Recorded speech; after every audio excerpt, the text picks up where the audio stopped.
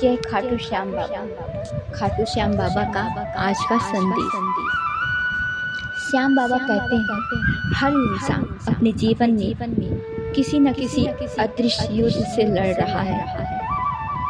कोई बाहर से मुस्कुरा रहा है लेकिन अंदर से टूट चुका है। कोई सबके सामने मजबूत दिखता है लेकिन रात को अकेला रोता है।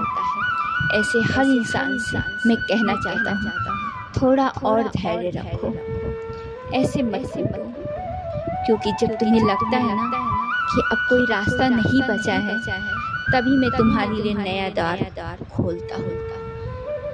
लेकिन अपने धैर्य को बनाए रखने की जरूरत है। तुम्हारी प्रार्थना कभी खाली नहीं जाती, बस मेरा समय तुम्हारी सोच से थोड़ा अलग हो जाता है।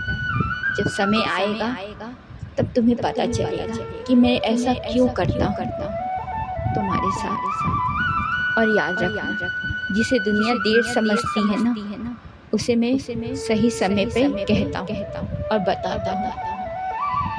तुम उसे देर मत समझो, उसे सही समय समझो। जब भी तुम्हारे साथ कुछ गलत होता है या फिर तुम्हारी की हुई कोई भी चीज़ तुम्हें असफलता की ओर ले जाता है, तो तुम ये मत सोचो कि तुम गलत हो या तुम हार चुके हो, बल्कि ये सोचो कि ये सही समय नहीं था। मेरा भी एक दिन सही समय आएगा और हर इंसान का एक न एक दिन सही समय आता ही है। दुख उसके लिए हमेशा के लिए नहीं होता है कि वो दुख में पैदा हुआ और दुख में मर जाए। इसलिए प्रयास अपना नहीं छोड़ना चाहिए। बाकी तो ये था खाटू श्याम बाबा का आज का संदेश। जय श्री श्याम। अब हम आपको खाटू श्याम बाबा की एक अद्भुत और रहस्यमयी कहानी के बारे में सुनाने जा रहे हैं। एक ऐसा चमत्कार जिससे सुनकर खाटू श्याम बाबा पे आपका विश्वास और भी बढ़ जाएगा।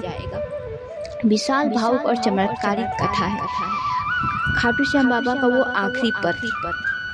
आइए सुनते हैं उस कहानी। राजस्थान के एक पुराने शहर में एक डाक घर था। लोग कहते थे कि वहाँ हर साल एक ऐसा पत्र आता है जिसे कभी किसी इंसान ने भेजा ही नहीं था। उस पत्र पर न टिकट होता था, न भेजने वाले का नाम, लेकिन उस पर एक ही शब्द लिखा होता था, श्याम। हर बार ये संदेश और ये पत्र देख के लोग आश्चर्य होते थे कि कौन है जो बिना किसी पता का, भेजने वाले का भी पता नहीं होता था, पहुंचने वाले तक का भी नहीं होता था, ना कोई टिकट होता था, ये आता कहाँ से है। लेकिन हर बार डाकघर में वो पत्र आता जरूर था।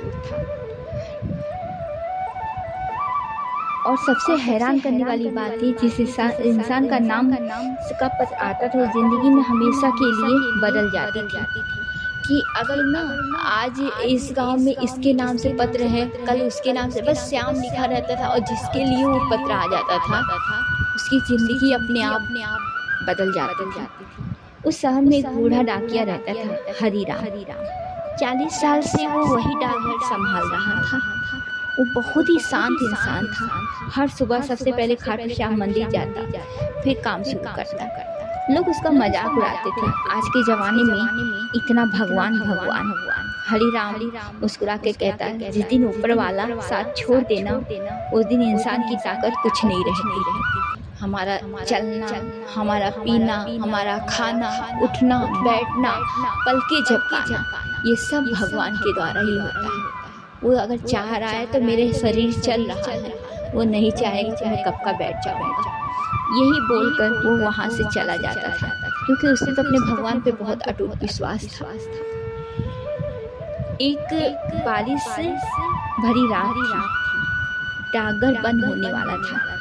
तभी अचानक तेज हवा चली, सारे कागज उड़ने लगे और तभी टेबल पर एक पुराना नीला लिफाफा आकर गिरा। हर बार की तरह हरिराम चौंक गया, क्योंकि दरवाजा बंद था। उसने लिफाफा खोला, अंदर केवल एक लाइन लिखा था, जिसे सबने छोड़ दिया, उसे कल मंदिर भेज देना। नीचे लिखा था, श्याम। हरिराम डर गया, लेकिन अगले दिन सच में एक गरीब आदमी मदद मांगने आया। हरिराम उसे मंदिर ले गया। वहाँ एक अनजान व्यक्ति ने उसकी मदद। उस आदमी की जिंदगी बदल गई। ऐसे ही पत्र हर बार आकर हर किसी के लिए उसकी ज़िंदगी बदलने का एक अवसर जरूर मिलता था। धीरे धीरे हर साल ऐसा होने लगा। एक पत्र आता और किसी न किसी की ज़िंदगी ऐसे ही बदल जाती। कभी किसी के बीमार बच्चे का इलाज हो जाता, कभी किसी गरीब की बेटी की शादी हो जाती थी, कभी किसी का रिश्ता मिल जाता था, कभी किसी के खोए हुए इंसान को रास्ता मिल जाता था।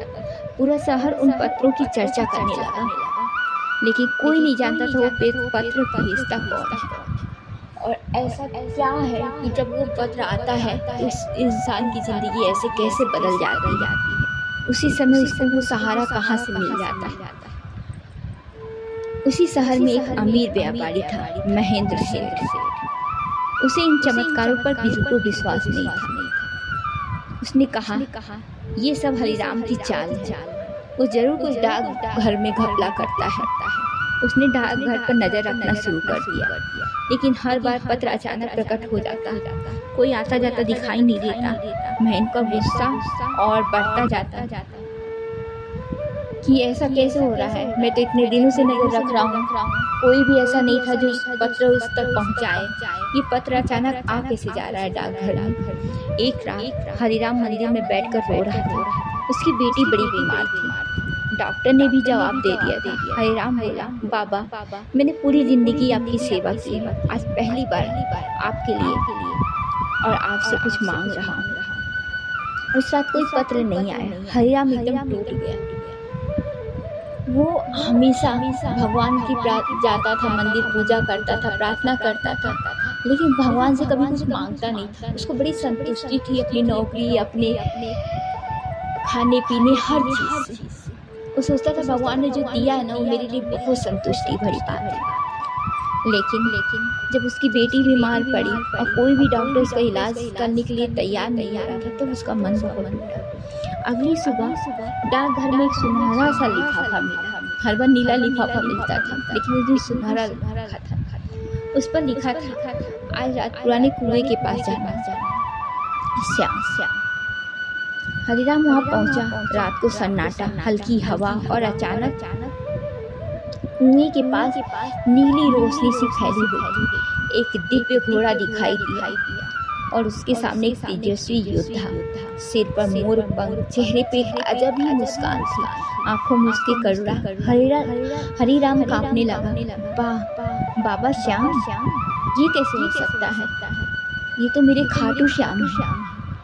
श्याम बाबा बोले, हरिराम तुमने पूरी जिंदगी बिना स्वार्थ दूसरों की मदद की। जो इंसान दूसरों के आंसू पूछता है ना, उसके घर का अंधेरा ज्यादा देर तक रहने नहीं देता।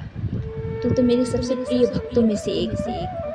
फिर बाबा ने हरिराम को एक छोटा सा दीपक दिया, इसे घर ले जा।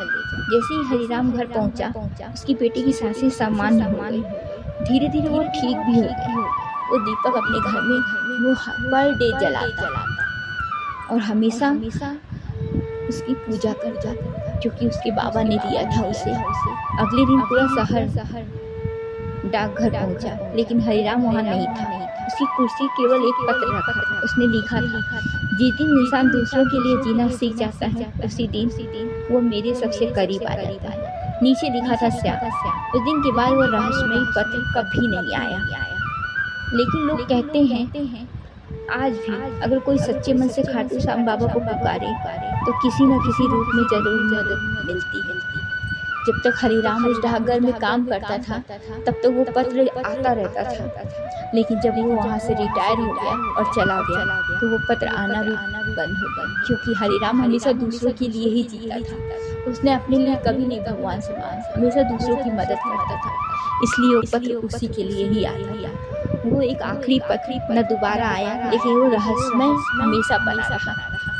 और यही कारण है कि सब लोग खाटू श्याम बाबा पे पूरा गांव विश्वास भी करने लगा